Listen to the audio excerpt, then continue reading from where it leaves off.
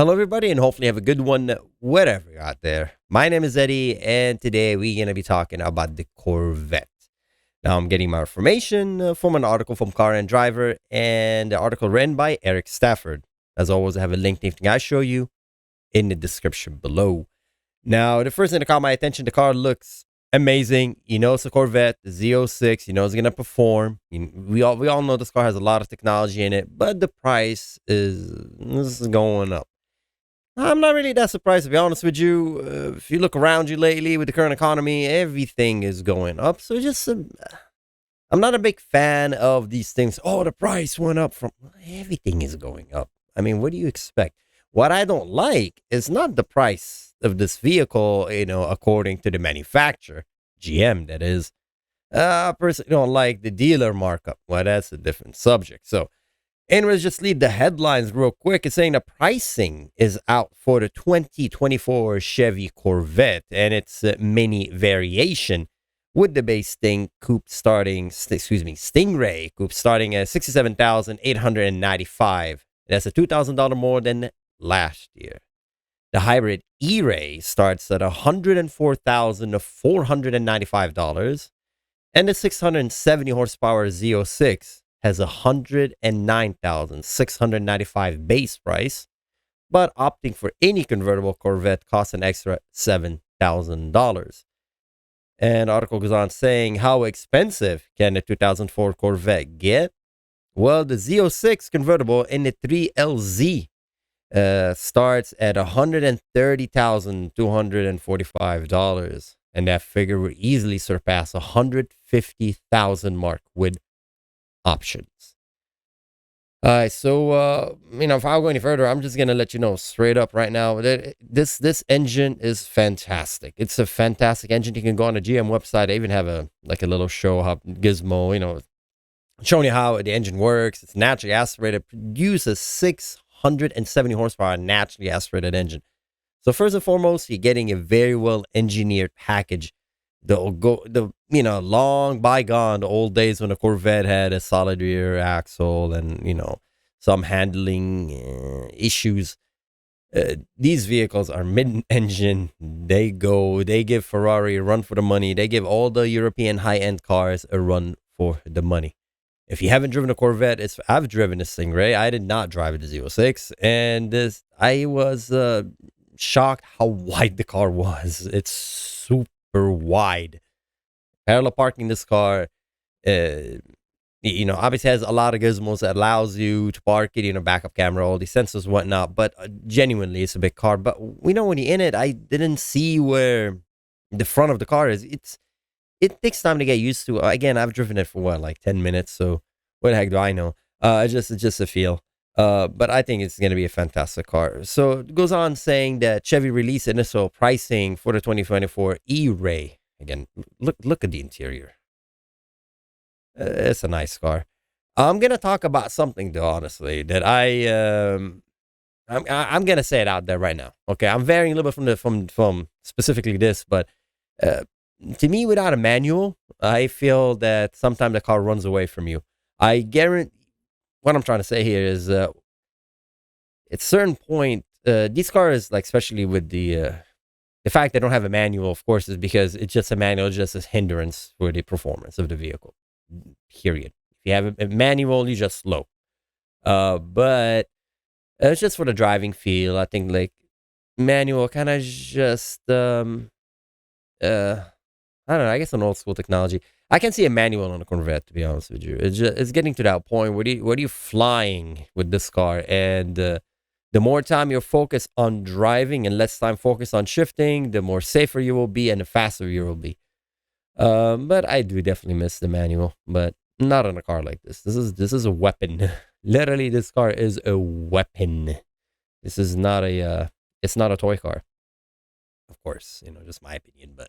Look at the interior. Again, the technology goes in it. This is where the battery goes in. This is saying the feeding the E-Ray electric motor is a small 1.1 kilowatt per hour battery pack stored in the tunnel between a passenger.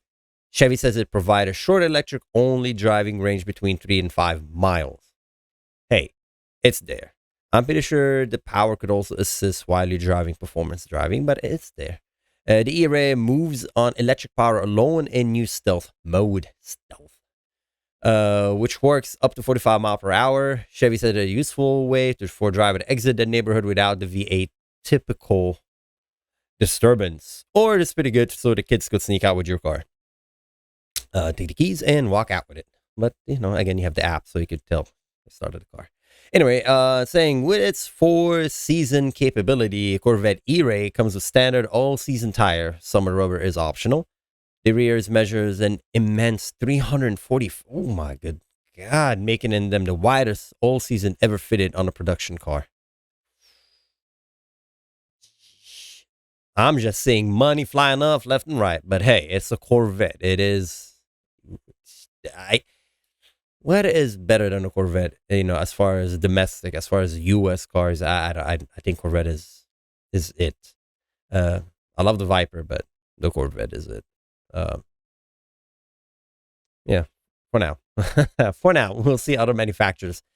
Like other Corvette, the new E-Ray is available in 2-body style coupe with removable targa roof and a hardtop convertible shown here. I have nothing but praise. I do love the interior. This is a little slanted here. That's why I have all these buttons for like the defrost and whatnot. It takes a while to getting used to because like where is it? Because they're all in line. So when you're looking at it, you kind of have to scan, but you get used to it. I mean, I do like the whole cocooning feeling of the car. I like that. I'm getting my pilot license, so when I'm sitting inside with a little Cessna, I like the buttons next to me. I kind of feel like I love that. I don't know. I see that a little bit in a Corvette. It feels like maybe what a jet fighter would feel. I never sat inside of a jet fighter, but it gives you that kind of feeling like the older Supra. Or was it the MK3 Supra? No, the MK4 Supra. I like that. I like the whole cocoon feeling. The BMWs when I used to do that with the 3 Series. I like that. Too bad a lot of car manufacturers not doing that, but they're doing it in a Corvette. Yep. The E-Ray interior is virtually unchanged, but there are now buttons on the side of the center console near the driver thigh area. Really? One for the stop-start system and one for the new Charge Plus function and maximize the battery state of charge. It'll be interesting if you can bump to it when you're driving. Oh yeah, these buttons are right here, I guess. Okay, cool, very nice. Let's see the lip. This the lip right here. It has a really Lamborghini-ish look to it. Since a C8 Corvette was designed with the E-Ray hybrid powertrain in mind, the added component barely affect the packaging. For example, the front trunk only loses a fraction of its storage area. Cargo. Nailed it. It really looks like a Ferrari. It's just a beautiful, beautiful machine. Saying Chevy says the E-Ray is the quickest Corvette ever, accelerating 60 miles an hour in 2.5 seconds and completing a quarter mile in 10.5 at 130 mile per hour trap speed. Jeez, Louise. The Z06 Coupe is the quickest they've tested, clocking a 2.2 second sprint to 60 miles an hour and a 10.5 second quarter mile. These numbers. The E-Ray starts at $104,295, and that's $40,000 more than the base Stingray coupe. Again, I don't have a problem with that. I have a problem with the dealership markup. I do not have a problem with this. Okay, if that's what they charge you, to pay the engineers a salary and they can keep manufacturing this car, well, give them money for GM. You don't have to get this car, okay? This is not a reasonably priced vehicle. This is the top of the line vehicle. So, hey. So anyways, so let's see the top of the price here. They said the $150K if you want to get the 3LZ, the Z06 3LZ, the highest base price, $130,000. But that's for the drop top. Okay, loading an option will push it to $150K. Again, I really don't have any quarrels with that. I have no problem with that. Because I mean, everything goes up. So that is not a problem for me. As I said, the issue for me would be definitely the dealer markup. That's something I really don't like. It bothers me.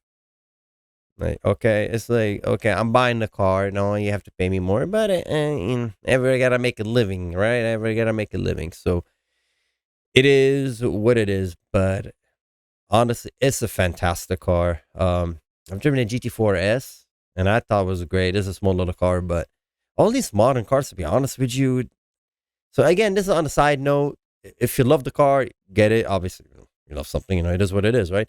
But if you look at it from the perspective of like of racing or performance, I think all these cars are so out there. When I go to the track, and honestly, they're just way beyond the capability of the average person. That I don't know who's gonna be able to extract the performance out of this car unless you're like a dedicated race car driver. And at that point, it's just maintaining this car at the racetrack will be so expensive. But it's really a race car. So if you want a race car and you like domestic, this is it right here. Honestly, let's just say it's a race car. It truly is. It's a fantastic car, very capable, and yeah, it's a great car. I love the Corvette. I love all the Corvettes. So and if you're getting one, congratulations, you got a great taste. This is a fantastic car. So, anyways, yeah, that's what's new. Going up in price. I mean, the article's saying that Corvette price from 67,000 100. Yeah, I mean, I don't. They're trying to make it into a shock. I'm not shocked by this whatsoever. This is it is what it is for these high performance vehicles. They're very smart, very well engineered. So, anyways, as always, let me know what you think in the comments below, and have a good day or night or wherever you are. I'll see you next time. Bye bye.